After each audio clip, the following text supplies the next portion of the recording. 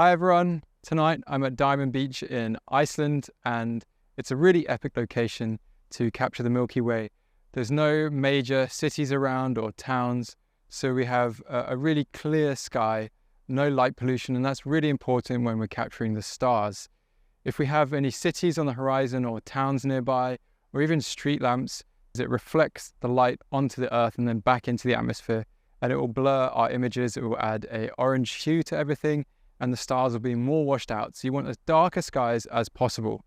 You can use an online web resource called Dark Site Finder, and that's how I find the darkest spots on the globe to capture astrophotography. And in Iceland, this is one of the darkest spots that's easily accessible. There's no other cars around, so we've got this beach all to ourselves, and I'm looking forward to showing you what we can capture. So the first thing we might do at this point is get out our phones, and we can use the Sky Guide app. So I'm going to bring up the app now, and that will allow us to see exactly where the Milky Way is in the sky. So I'll tap the compass direction, and we can kind of point this up, and it's actually directly behind the camera now. So shortly I'm going to get the lights to go off. It's also important to be aware of the seasons, because if you're in the northern hemisphere, in the winter the Milky Way is actually below the horizon, and it only rises for a little bit in the evening, whereas in the summer it's directly vertical up in the sky, and then when you're at the equator it's often sort of horizontal over the sky, so you get the whole band of it. So it really depends where you are in the world, what time of year it is, in order to maximize your captures of the Milky Way. Now, the Milky Way isn't everything, and you can shoot star shots without access to the Milky Way. Just a plain star field looks great either way, but it's often nice to have a subject for that. So perhaps you're going to have some trees or a person for scale to really make it more interesting for yourselves. So now we're in autumn, so the Milky Way is kind of a little bit below the horizon, but it's still very much visible with our eyes. You want to be looking for a kind of clear white band in the sky. It's not going to look like the photos because the sensor can expose a lot longer than our eyes can, but it's going to be very easy for the sensor to pick up. So we're going to jump into the camera now before the clouds roll in, and we can capture some stars and see what we get. So the first thing we want to do is use a really sturdy tripod, and if it's a windy day, especially for these long exposures, we want to use a bag of rocks or a heavy bag, maybe your camera bag, and balance it on the bottom of the tripod. But if it's not a windy day, you don't need to worry about anything like that. We then want to use a very bright lens, and by that I mean something with a very wide aperture, so anything down to f1.2, but you can even use an f2.8 zoom or even an f4. I've tried both, and you can still see the Milky Way just fine. You might have to bump up your ISO to compensate, but use a lens with a wide as aperture as you can. So I'm going to be using the 14mm 1.8. It's a really nice wide lens because it allows me to capture the full breadth and width of the Milky Way, but at the same time being a very bright lens. There's a lot of light coming in, and that means we're going to be able to capture the most amount of stars and data in our night skies because it's very dark. And without this sort of wide aperture, your image is going to be too dark, and it's going to be very noisy because of the amount of high ISO noise that there's going to be in the frame.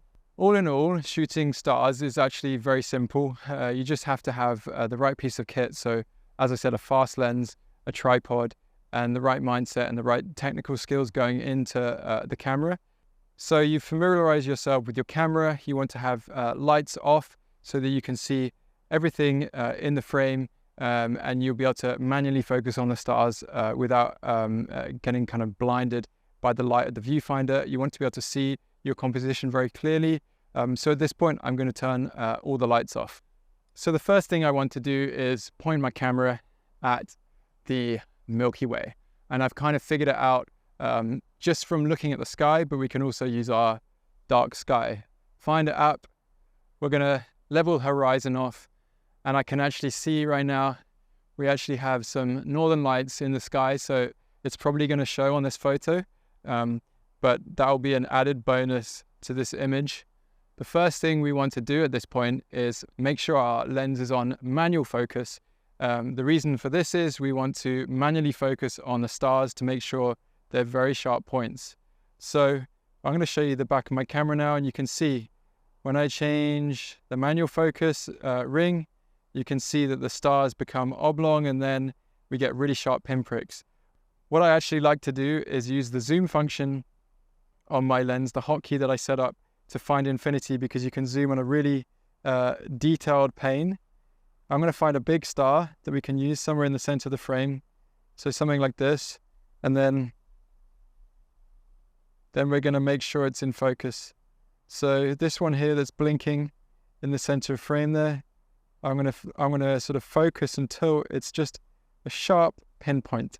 And that's about infinity. So you want to focus at the furthest point possible in the frame. And then we're going to just leave it at that for the rest of the evening. Obviously, if we accidentally touch the lens, we're going to have to shift that. Some people like to use sellotape, and they tape their focus ring so that it doesn't move throughout the night. But the temperature can change things. So what I'll do now is switch it into manual mode, because we want to adjust our shutter speed to let as much light in as possible. I'm going to go with 20 seconds for this shot. So the reason I select 20 seconds is because we want to maximize amount of light coming into the lens, but if we leave it too long, what's going to happen is it's going to cause star trailing. Due to the Earth's rotation, when we leave an exposure for too long, it's going to lead to the Earth's rotation being visible in the stars, and we're going to get trailing behind the stars. So according to our lens focal length, whether it's 14 mil, we can go around 25 seconds. If we go up to 35, it's probably around 10 seconds. And 50 millimeters, I'd say 7 or 6 seconds for your shutter speed. Otherwise, you're going to introduce trailing. But you can test it out and see for yourself, and just take a few test shots at the start of your evening and see which is your preferred kind of trailing length. Obviously, the longer the shutter you go for, the more light's coming in and the lower ISO you're going to have to use. So I'll then take it out of auto ISO, and I'll manually jump up to around 1:250. I find this is the sweet spot for this kind of setup. And I'm going to just take a self-timer shot in order to avoid camera shake. So we've shifted the slider into the self-timer mode, and you can already see the Aurora actually there on the viewfinder. So we're going to take a photo and see how this looks. So we're going to leave it for 20 seconds. I imagine what's going to happen is the Aurora is going to completely block the Milky Way, and we're just going to be left with a big green mark in the sky, which isn't a bad thing, but it's not really showing what I was hoping to show in the tutorial. Hopefully, though, we have really sharp stars, and let's have a look at how this one turned out. So it's actually pretty cool. Wow. So this is quite a crazy shot, actually. We've got the Milky Way on the center frame there, which is very, very sharp.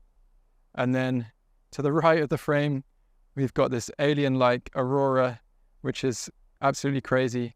And we even have either a meteor or a plane. And it's actually a meteor there because it's not a dotted line. So we've got various different things in the frame here that really make this one quite epic.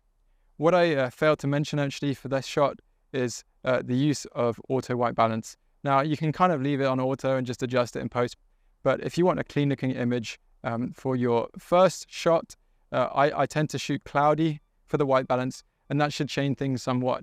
You'll be able to see a little bit more blues perhaps in the final image, but I'm going to turn the camera now and face this part of the sky because this is going crazy, and I can actually see a lot more Aurora right now over here.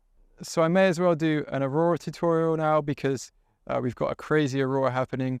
And what I might do for this is actually reduce my shutter speed so we don't get too much movement, as I discussed actually in the scenarios we talked about earlier in the course. And then we're going to take a shot like this because I think it'll be a lot sharper and there won't be such a messy frame with all the Aurora moving around. So 8 seconds should do the trick, and we're going to try this one out now. Yeah, that's pretty crazy actually. Wow. So we've got the moon down there at the bottom of the frame, and then hopefully some really sharp stars. As you can see, they're all pinpoints, which is perfect. If you want to take your astrophotography to the next level, you can pick up a star tracker. So what this means is you attach it to your tripod and then your camera onto the tracker. And what this will allow you to do is rotate the camera at the same speed that the Earth rotates, and therefore counteracting that sort of movement in the stars. And you can expose wide field like this for 5 minutes without any sort of trailing on your images. So that will mean you can keep your ISO even to 400, 100, and you're going to get a super clean, super sharp image. But the only downside to this is your foreground is going to be moving, because the Earth is moving and you're moving with the stars, but that means your foreground is going to be completely blurred if you're shooting the foreground. So you do have to spend more time in Photoshop, for example, which is why I don't use a tracker right now, just because it's just adding time to the image. If you are a perfectionist and you want those clean stars, you can get a tracker, and then you just have to shoot the foreground separately, and you put these images together in Photoshop to get a really clean merged image. So that could be nice if you really want a high resolution, detailed Milky Way shot to print very large and you're going to see all the details, then that could be a good idea. This setup and this kind of idea also applies to sort of deep sky imaging. So when we talk about astrophotography, we're talking wide field astro with a typical camera lens, or you can do deep sky imaging, which is where you're looking at more celestial objects like Orion Nebula or galaxies, Andromeda, things like that. And that's more suited to using telescopes for, with a proper tracking mount and things. But you can shoot sort of deep field astro with a long lens like a 70-200 or 100-400 or a prime long telephoto. You can only shoot around 1 second though, if you're at 400 millimeters, because you're so zoomed in that the Earth rotates so quickly, you're going to trail straight away within 1 or 2 seconds. But if you point it with your sort of Sky Guide app at Orion and you've got one of these long lenses, give it a go. It's quite fun just to see these objects through your camera, and it's quite an enjoyable experience. I'm personally hoping to pick up a telescope later this year and try my hand at some of the deep sky stuff.